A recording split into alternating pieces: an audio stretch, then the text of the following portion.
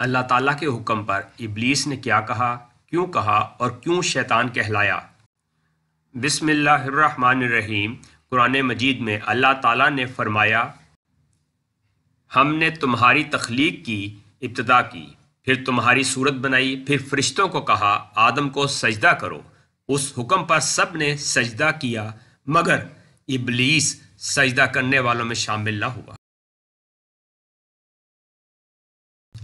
اللہ تعالیٰ نے پوچھا، تجھے کس چیز نے سجدہ کرنے سے روکا جب کہ میں نے تجھ کو حکم دیا تھا؟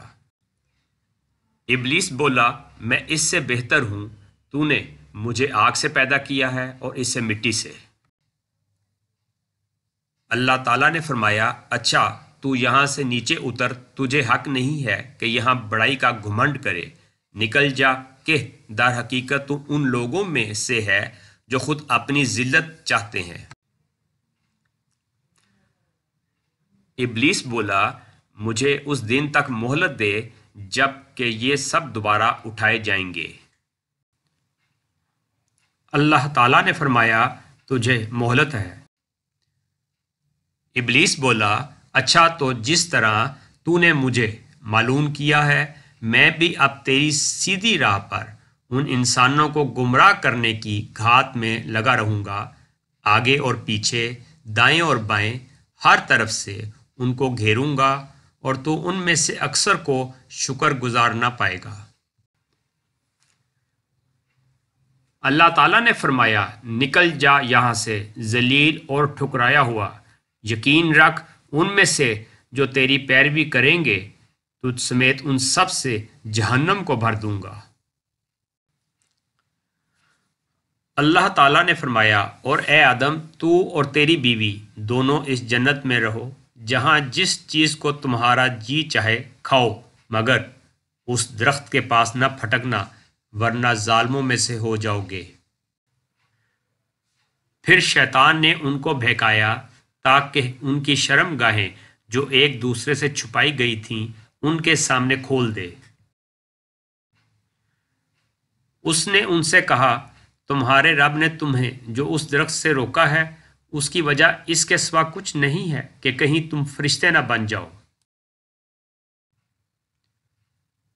یا تمہیں ہمیشگی کی زندگی حاصل نہ ہو جائے۔ اور اس نے قسم کھا کر ان سے کہا کہ میں تمہارا سچا خیر خواہ ہوں۔ اس طرح دھوکہ دے کر وہ ان دونوں کو رفتہ رفتہ اپنے ڈھب پر لے آیا۔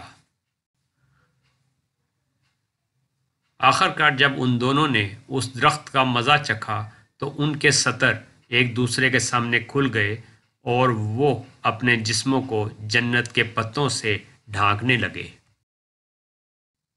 تب ان کے رب نے انہیں پکارا، کیا میں نے تمہیں اس درخت سے نہ روکا تھا اور نہ کہا تھا کہ شیطان تمہارا کھلا دشمن ہے؟